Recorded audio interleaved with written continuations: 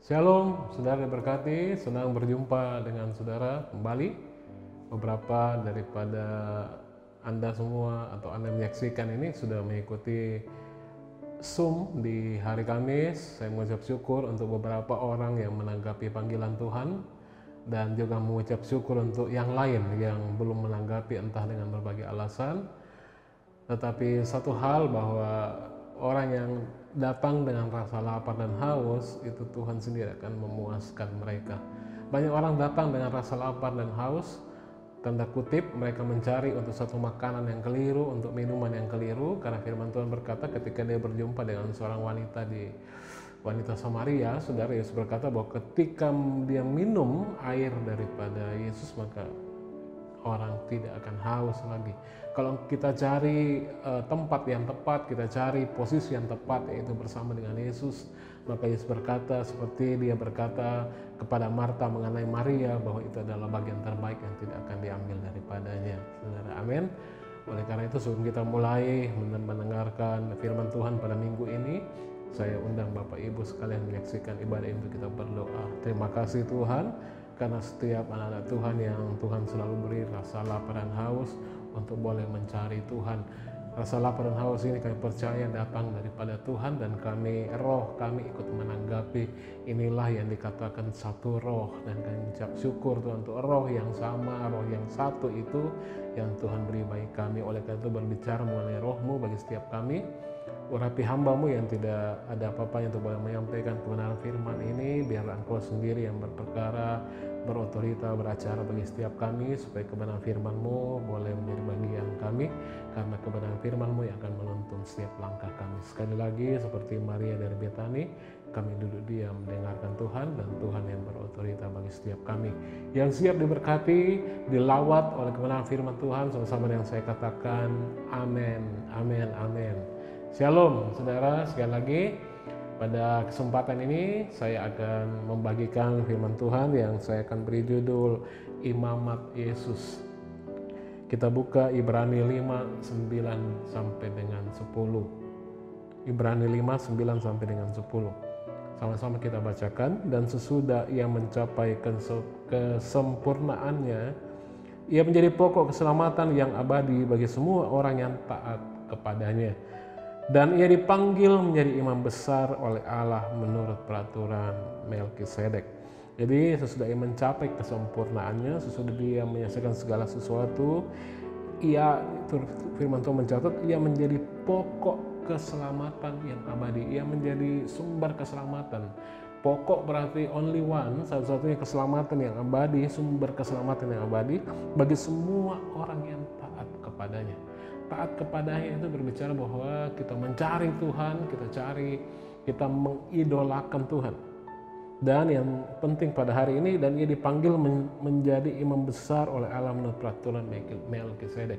Saudara berkati, banyak orang yang berkata bahwa mereka adalah pengikut Yesus. Ketika ditanya, saya pengikut Yesus. Tetapi sebenarnya ketika kita tahu bahwa kita menjadi pengikut Yesus, salah satu kriterianya adalah bahwa mereka sangat mengidolakan Yesus. Itu disebut pengikut Yesus. Kalau sudah lihat di Surabaya misalnya, itu dikatakan pengikut fans dari Persebaya itu disebut bonek mania, bahwa everything is all about bonek. Mereka punya baju bonek, sial bonek, topi bonek, mereka ikut Instagramnya bonek. Apa yang disiarkan, diperintahkan oleh komandan mereka, oleh pemimpin mereka akan ikut. Sekalipun itu mungkin sekali waktu tidak ada hubungannya dengan sepak bola, saudara. Sekali waktu Surabaya diserang oleh teroris, beberapa gereja diledakkan, dan koordinator daripada bonek ini menyuarakan supaya bonek melawan teroris. Kita lihat di kota-kota bagaimana mereka ikut, saudara, bahwa mengutuk teroris, dan mereka menjaga gereja, mereka ikut terlibat, saudara, sebagai suatu organisasi bonek. Saudara, orang yang berkata bahwa dia adalah Kristen, berarti dia mengikut Yesus, ya, berarti dia kagum akan Yesus, berarti dia punya rasa lapar dan haus akan Tuhan, dia cari Tuhan. Kalau misalnya Yesus punya Instagram, maka setiap waktu dia akan ikut Instagramnya Yesus. Yesus buat story, dia akan lihat. Tapi apa yang terjadi? Banyak orang yang melabeli dirinya bahwa dia pengikut Yesus, tapi dia tidak mau tahu apa yang Yesus lakukan, saudara. Tapi saya berdoa bahwa saudara yang menyaksikan ibadah ini adalah bagian daripada Kristen, orang-orang Kristus, pengikut Kristus yang benar-benar mencari Tuhan dengan rasa lapar dan haus. Ada amin? Saudara berkati. Sekali lagi saya sampaikan bahwa judul khotbah pada kesempatan pada minggu ini adalah Imamat Yesus. Ibrani 5, 9-10 tadi, terutama di ayat 10 berkata, dan ini dipanggil menjadi imam besar oleh Allah menurut peraturan Melkisedek. Ini kita mau tahu apa sih yang dimaksud. Apa sih idola saya ini kok bisa jadi peraturan Melkisedek dia? Yesus menjadi peraturan Melkisedek. Kita ingin tahu ketika Yesus mati dan bangkit kembali, saudara berkati, dia menjadi imam besar kita. Firman Tuhan berkata bahwa dia menjadi apa? Sama-sama katakan imam besar kita. Yesus adalah imam besar kita. Tetapi perhatikan bahwa imamat Yesus, itu yang kita baca tadi, imamat Yesus adalah menurut peraturan Melkisedek. Sama-sama dengan saya katakan peraturan Melkisedek. Peraturan Melkisedek. Mengapa menurut imamat Melkisedek? Mengapa Yesus dikatakan menurut imamat Melkisedek? Saudara, ada dua jenis imamat yang kita tahu di dalam kitab suci dari beberapa imamat. Ada dua yang besar. Imamat Melkisedek itu dia memberi, giving. Dia berikan kepada manusia. Sistem imamat itu, imamat Melkisedek itu dia memberi. Sedangkan imamat Harun, ya, jadi imamat lain selain Melkisedek adalah Harun. Imamat Harun itu mengambil dari manusia.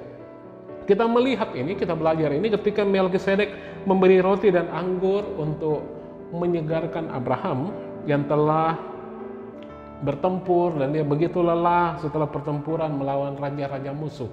Kita lihat Kejadian 14 sampai dengan 20. Saudara, Kejadian 14 sampai dengan 20. Saudara bisa ikuti supaya kita mengerti. Saudara lihat di layar kaca saudara. Ketika Abraham mendengar bahwa anak saudaranya tertawan, maka dikerahkannyalah orang-orang yang terlatih, yakni mereka yang lahir di rumahnya, 318 orang banyaknya, lalu mengejar musuh sampai ke Dan. Ayat 15 lihat. Dan pada waktu malam berbagilah mereka, ia dan hamba-hambanya itu, untuk melawan musuh. Mereka mengalahkan mengejar musuh sampai ke Hoba di sebelah utara Damsyik. Ayat 16, di bawahnya lah kembali segala harta benda itu, juga Lot anak saudaranya itu, serta harta bendanya di bawahnya kembali. Demikian juga perempuan-perempuan dan orang-orangnya. Ayat 17, setelah Abram kembali dari mengalahkan Kedorlaomer dan para raja yang bersama-sama dengan dia, maka keluarlah Raja Sodom menyongsong dia ke lembah Syawe, yakni lembah raja. Ayat 18, Melkisedek Raja Salem membawa roti dan anggur. Ia seorang imam Allah yang maha tinggi. Lalu ia memberkati Abram, katanya, perhatikan ayat 19, lalu ia memberkati Abram, katanya, diberkatilah kiranya Abram oleh Allah yang maha tinggi, pencipta langit dan bumi. Ayat 20, dan terpujilah Allah yang maha tinggi yang telah menyerahkan musuhmu ke tanganmu. Lalu Abram memberikan kepadanya 1/10 dari semuanya. Saudara, jadi jika imamat Yesus sesuai dengan peraturan Melkisedek, maka ini adalah salah satu sebab ketika kita melihat Ibrani tadi berkata bahwa Yesus adalah peraturan Melkisedek. Ini salah satu hal yang meneguhkan kita, ini salah satu hal yang menyebabkan kita dapat datang dengan berani ke hadirat Tuhan untuk menerima darinya. Sama-sama dengan saya katakan menerima. Ini salah satu hal ketika Yesus digolongkan sebagai imam Melkisedek menurut peraturan Melkisedek, ini hal yang membuat kita dapat datang dengan berani untuk menerima. Kenapa sudah kita baca tadi seperti apa sih Melkisedek? Melkisedek datang tidak mengambil dari Abram, tapi dia memberi roti dan anggur setelah dia tahu Abram bertempur dengan begitu banyak musuh, raja-raja dari musuh mereka. Lalu Imam Melkisedek beri dia roti dan anggur. Dia tidak mengambil, dia tidak datang dan berkata, apa yang kau punya Abraham, setelah engkau berperang boleh kau kasih saya sebagai persembahan saya, karena saya adalah imam, karena saya adalah pendeta, karena saya adalah pemimpin jemaat. Dia tidak berkata begitu, tapi dia datang langsung dengan roti dan anggur. Ini Abraham. roti dan anggur, diberkatilah engkau. Saudara diberkati. Ibrani 4 ayat 16 berkata, sama-sama kita lihat Ibrani 4 ayat 16. Sebab itu marilah kita dengan penuh keberanian menghampiri takhta kasih karunia, sama-sama, supaya kita menerima rahmat dan menemukan kasih karunia untuk mendapat pertolongan kita pada waktunya. Jadi ketika saudara pada saat ini berada dalam satu pergumulan, berada dalam beban yang berat, saudara tahu ketika Tuhan berkata bahwa Yesus adalah pokok keselamatan dan dia menurut peraturan Melkisedek, maka saudara tidak perlu menyelidiki diri saudara sendiri, apakah saya layak, apa yang harus saya bawa ke hadapan Tuhan, apa yang mau saya tukarkan kepada Tuhan. Tidak ada, saudara. Tidak ada satu yang layak yang bisa saudara tukarkan kepada Tuhan. Cukup saudara datang dan saudara terima. Cukup saudara percaya dan saudara terima. Firman Tuhan berkata, engkau akan mendapat pertolongan pada waktunya. Apapun masalah saudara pada hari ini, ketika engkau tahu bahwa dia, Yesus adalah imam besar saudara menurut peraturan Melkisedek, ini adalah salah satu hal, salah satu alasan saudara dapat datang dengan berani, karena saudara akan terima pertolongan saudara pada saat ini. Apapun engkau menyaksikan tayangan ini, dimanapun, hari apapun engkau menyaksikan tayangan ini, bahwa pewahyuan ini tidak pernah expire. Engkau akan terima pertolongan Tuhan pada saat engkau mendengarkan pewahyuan ini. Saudara sama-sama katakan amin. Haleluya. Lagi pula saudara, perhatikan kata pertama dari mulut Melkisedek tadi di Kejadian, saudara. Dari kitab Kejadian, kata pertama dari mulut Melkisedek adalah diberkatilah. Dia bilang diberkatilah Abram. Itu kata pertama dia. Kejadian 14 ayat 19. Dia bilang diberkatilah Abram. Peraturan Melkisedek itu berarti hanya itu. Kalau kita tanya apa peraturan Melkisedek? Peraturan Melkisedek sudah kita lihat di Kejadian 14, diberkatilah. Berarti peraturan Melkisedek adalah berkat. Sama-sama dengan saya katakan berkat. Haleluya. Saudara, dengan kata lain, imamat Yesus adalah yang memberkati. Ketika kita tahu apa sih peraturan Melkisedek, selain saudara yang pertama ada 2 poin yang kita belajar pada saat ini adalah, saya tidak perlu 3 poin, 4 poin, 5 poin, 2 poin saja. Yang pertama adalah saudara bisa menerima ketika Yesus adalah imam agung besar kita menurut peraturan Melkisedek. Pertama berarti kita bisa datang dengan berani untuk menerima. Dan kedua, imam Melkisedek berbicara mengenai berkat, saudara. Saudara berkati yang dikasih Tuhan. Dengan kata lain, imamat Yesus adalah yang memberkati dan tidak pernah mengutuk, saudara. Amin. Jadi jangan kemudian ketika masalah itu datang, pencobaan itu datang, pergumulan itu menimpa saudara dan berkata, kenapa Tuhan mendatangkan ini? Kenapa Tuhan mengutuk saya? Tuhan tidak pernah mengutuk, saudara. Amin. Tetapi imamat Yesus menurut peraturan Melkisedek adalah dia engkau dapat menerima dan engkau diberkati Tuhan. Haleluya. Amin. Saudara, sampai di sini saudara bisa mengerti bahwa Tuhan tidak pernah mengutuk, tetapi dia memberkati saudara. Itu maksud saya. Saudara, pertanyaannya, apakah kita sadar akan Yesus, akan apa yang telah Yesus sebagai imam besar kita memberikan kepada saudara setiap hari, kepada keluarga saudara, kepada orang-orang yang dikasihi saudara. Apakah saudara sadar bahwa Yesus sebagai imam besar saudara, apa yang Yesus sebagai imam besar saudara telah berikan kepada saudara setiap hari? Saudara, apakah kita sadar terhadap semua berkatnya yang datang dari sorga kepada kita di bumi? Apakah kita tahu itu? Apa kita bisa melihat itu? Atau kita cuma berpikir itu kebetulan saja? Ataukah di tengah pergumulan badai yang menghantam saudara masih tetap berdiri dan saudara berkata itu supaya saudara bisa mengalami penderitaan yang semakin berat? Bukan itu, saudara. Itu karena saudara dikasihi Tuhan, mulai mengambil kuasa Tuhan pada hari ini, mulai menikmati imamat Melkisedek di dalam Yesus pada hari ini, bahwa karena dia engkau boleh datang ke dalam hadirat Tuhan dan engkau akan terima pertolongan tepat pada waktunya. Dan karena imamat Melkisedek berkata diberkatilah Abraham, sama seperti Yesus pun berkata kepada engkau pada hari ini, diberkatilah engkau. Apapun menjadi pergumulan saudara, diberkatilah masa depanmu, diberkatilah keuanganmu, diberkatilah bisnismu, diberkatilah pelayananmu, diberkatilah istrimu, diberkatilah suamimu, diberkatilah anak-anakmu, menantumu, orang tuamu. Saudara, amin. Saudara diberkati yang dikasihi Tuhan. Pertanyaan yang Mudah bagi saudara supaya kita boleh mengingat akan kasih Tuhan.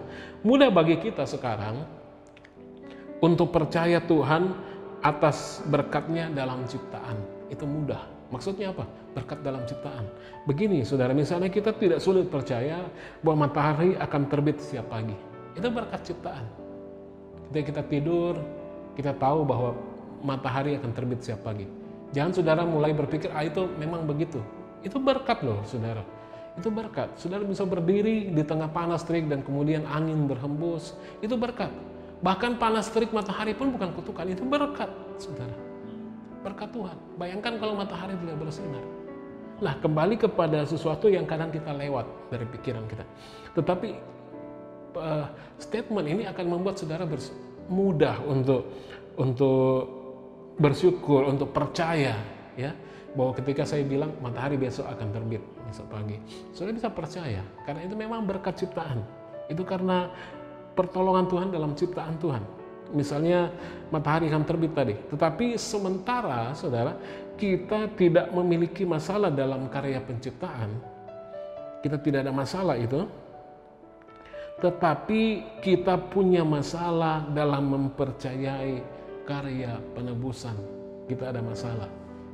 Kalau karya penciptaan kita tidak ada masalah, matahari pasti terbit, kemudian malam dia akan terbenam, itu karya penciptaan. Tetapi dengan karya penebusan, banyak orang Kristen hari-hari ini yang bermasalah dalam percaya itu. Saudara, kadang-kadang kita merasa sulit untuk percaya Tuhan untuk penyembuhan. Kita sulit untuk percaya Tuhan akan penyediaan. Kita sulit percaya Tuhan akan pertolongan Tuhan. Kita sulit percaya Tuhan terhadap perlindungan dari COVID. Kita sulit percaya Tuhan dari perlindungan dari bencana alam. Kita sulit percaya Tuhan untuk pemulihan akan keluarga. Kita sulit percaya Tuhan akan pemulihan akan bisnis, akan pekerjaan, saudara. Inilah berkat yang diberikan Yesus kepada kita. Amin. Ini berkat karya penebusan. Kalau karya penciptaan saudara tidak masalah, karya penebusan banyak orang masalah.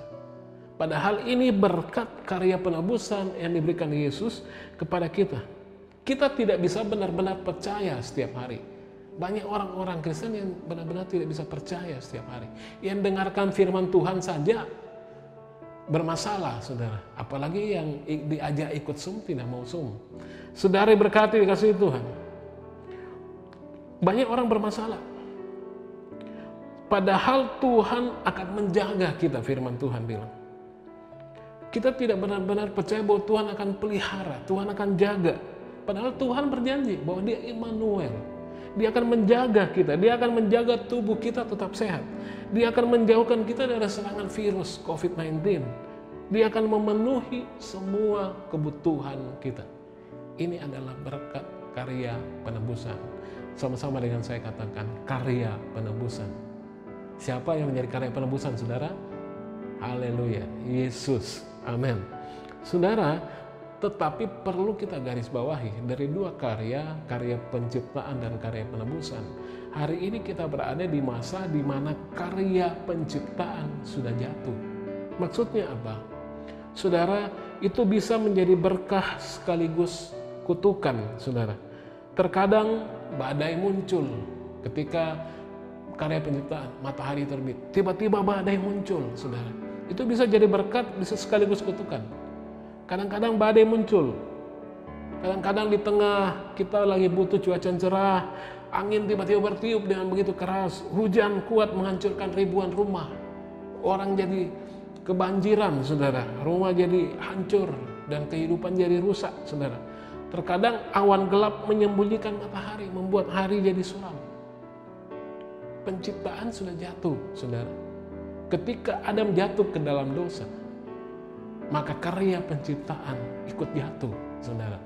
Tetapi ketika Adam kedua datang, yaitu Yesus, maka karya penciptaan diganti dengan karya penebusan, yaitu hidup yang diberkati, kesehatan yang dipelihara Tuhan, ada pengharapan yang baru di dalam Tuhan, ada sukacita yang melimpah bersama dengan Kristus. Saudara berkati, kita tidak bisa percaya dengan ciptaan, tetapi kita pasti bisa percaya pada penebusan hari ini. Saudara, dan tidak seperti ciptaan, Berkat penebusan semuanya baik. Tidak seperti ciptaan, kadang-kadang ada angin, kadang-kadang ada badai, tetapi karya penebusan semuanya baik. Pekerjaan Yesus tidak bergantung kepada cuaca atau apapun itu. Pekerjaan penebusan itu pasti, sure, seperti Yesus sendiri. Itu sebabnya firman Tuhan berkata, ya dan amin untuk setiap janji Tuhan. Saudara, dia mati dan bangkit kembali untuk menjadi imam besar kita, yang setiap hari menghujani kita dengan berkat dan memberi kita penerimaannya. Kita boleh datang pada hari ke hadapan Tuhan. Kita boleh yakin bahwa ketika Yesus berkata minta maka akan diberi. Kita boleh yakin bahwa Tuhan mendengar gitu. Sekalipun kita tidak layak, ini adalah anugerah. Anugerah adalah pemberian. Sekalipun yang menerima tidak layak, tapi Tuhan memberi bagi kita, ini adalah anugerah. Oleh karena itu sekali lagi saya simpulkan ada dua hal ketika Yesus menjadi imam besar kita, dan menurut peraturan Melkisedek kita bisa menerima dan kita bisa diberkati Tuhan. Oleh karena itu pada hari ini kita boleh datang ke hadapan Tuhan. Apapun masalah saudara, seperti Ibrani tadi katakan, engkau boleh datang di dalam hadiratnya, karena kita menerima penerimaan menurut peraturan Melkisedek, dan kita terima berkat pertolongan menurut peraturan Melkisedek. Oleh karena Yesus, dia adalah imam besar kita. Mari Bapak Ibu sekalian, saya undang saudara untuk berdoa. Saudara tundukkan kepala, kita berdoa. Terima kasih Tuhan karena kami menjadi bagian dari penebusan yang begitu besar, yang pernah ada, yang tidak terukur, yang tidak dapat terkatakan, yaitu Yesus yang telah menebus kami dengan darah yang sangat mahal, yang tidak dapat terukur nilainya. Terima kasih Tuhan, terima kasih. Dan biarlah kami semua boleh menyadari, boleh hidup di dalam penebusan yang begitu mahal itu, dan tidak menyia-nyiakan itu semua dengan hidup benar di hadapan Tuhan. Terima kasih, mampukan kami semua yang lemah ini, supaya kami boleh melakukan misi kami sebagai warga negara kerajaan sorga di muka bumi ini, yaitu memuliakan nama Tuhan dan memperluas kerajaan sorga. Terima kasih Tuhan, biarlah roh kami terus menyala-nyala dan kami boleh melayani Tuhan.